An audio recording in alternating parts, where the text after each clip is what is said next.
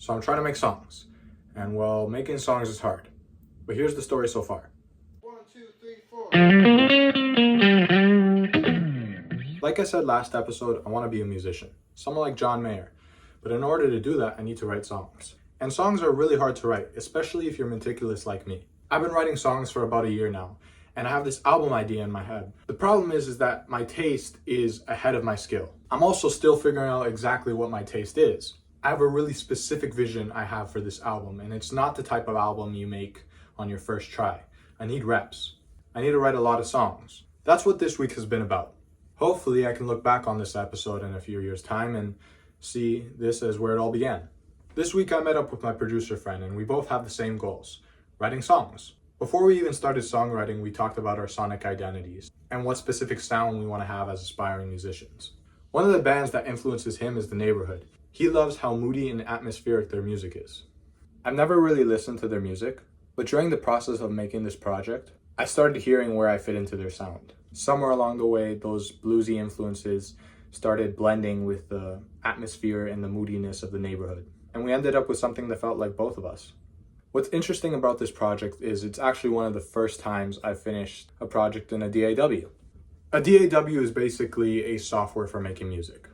Most of my songs up until now have just been me and my guitar, so finishing a production in a DAW is a big step for me. Usually when I work inside a DAW, I'll make one little section that's perfect and then I'll never work on it again. And I'm realizing that finishing songs is actually a skill. You don't just learn from making great ideas, you learn from seeing them all the way through. One thing I've discovered is I need to get a lot more comfortable with writing for multiple instruments. It's kind of like writing an essay.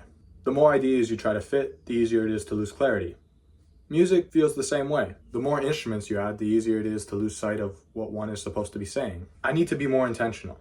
Sometimes everything sounds good individually, but together it doesn't quite sit in the pocket. The pocket is a musical term for when everything feels effortless.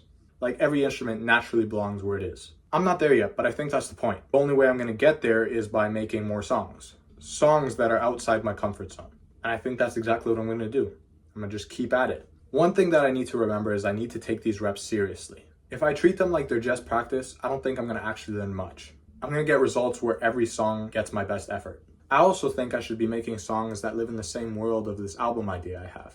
Not because they'll all make the album, but because I need to become fluent in that sound.